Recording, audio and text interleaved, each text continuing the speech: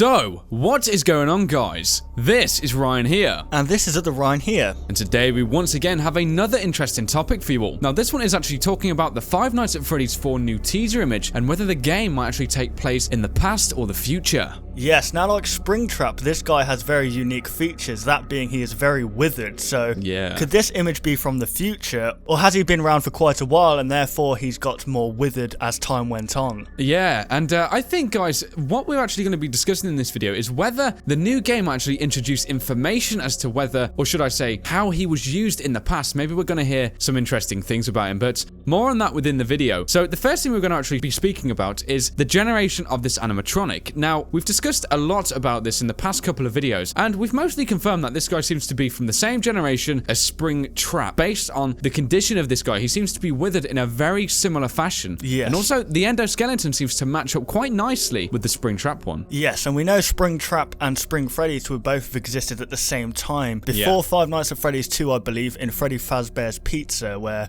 two suits had the crank abilities where humans could step inside and control them. Yes, they're from the same era, definitely. Exactly, yeah. And a really important thing, which I think we've discussed in almost every one of our Five Nights at Freddy's 4 teaser images, is the bite of 87. It seems to have came into circulation to like a whole new degree almost, I suppose you could say. Well, basically, in these inspect element of the website, and if you actually look through all the information, you actually see 8 and 7 scattered absolutely everywhere. So with the red imagery and the kind of red color really purging through, this could be like a hint towards blood and possibly the culprit of the bite of 87. Yes, I mean, as we've said in previous videos, no one knows who the bite of 87 was caused by. It's one of the biggest mysteries in Five Nights at Freddy's, so hopefully this final chapter of Five Nights at Freddy's 4 will obviously give us that release. Yeah, a bit more light onto this. I mean, it almost seems like every animatronic seems to be, I suppose, credible for the bite of 87, but, you know, instantly, just thinking about that, it could be like a way of kind of pushing us off the route where we may be getting close to figuring it out. Possibly, these guys were actually programmed to say it's me, and, you know, all the subliminal messages and things like that. It's just because even the security guard could be confused about the instant, and, you know, he might have no idea as to which one it could be. It's like a game of Cluedo, this game, I swear. Pretty much, and especially the bite of 87. Yeah, definitely.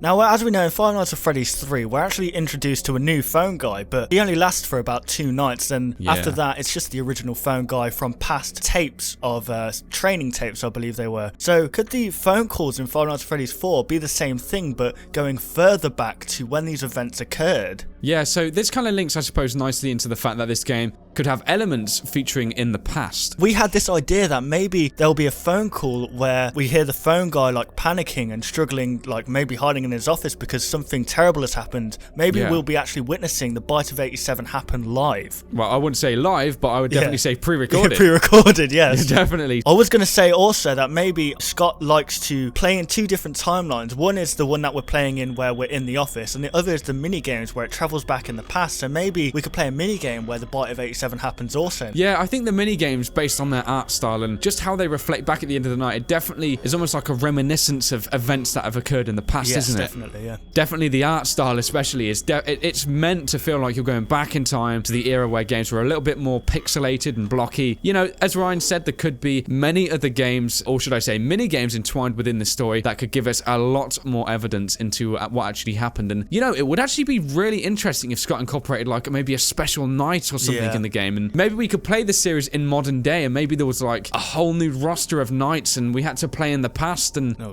we could just see what's happening, you know, because this game is just going to answer everything. This is the final chapter. This is going to have to be a huge game. It's going to have to summarize so much. Definitely, yes. And I mean, the question still appeals is that, you know, who is this animatronic? Do we play as like, will we play as Fredbear or like Spring Freddy? You mean within the little mini games? Yeah, within the mini games. Yeah, it's, oh man, it's so many questions still, and as the days are progressing, I think more and more things are coming to light, and we are literally just on the brim of this all. We've got to really delve deep into this, and we're going to find some incredible things, I'm sure, in the past games, and also this new game is going to be revolutionary to the Five Nights at Freddy's franchise. Definitely, and as the teasers progress, we'll find out more and more each time. Absolutely, yeah. I think this is just the beginning of a lot of teasers. If we've already seen this animatronic, then Scott's got almost 5 months to keep teasing us and showing us brand new things. It's going to be immense, it really is. Definitely, yes. So there we have it, guys. There's another pretty deep theory for you all. If you did enjoy the video, be sure to like it. And hey, if you're new around here, why not subscribe? And also, if you have a theory of your own, put it in the comment section down below, as we always love reading through your comments. We do definitely. So thank you for watching, guys. And we'll, of course, see you on the next one. Goodbye, guys. Want to see even more content from us? Consider liking and subscribing to ensure you'll see all content in the foreseeable future. And hey, why not check out our past 2 videos?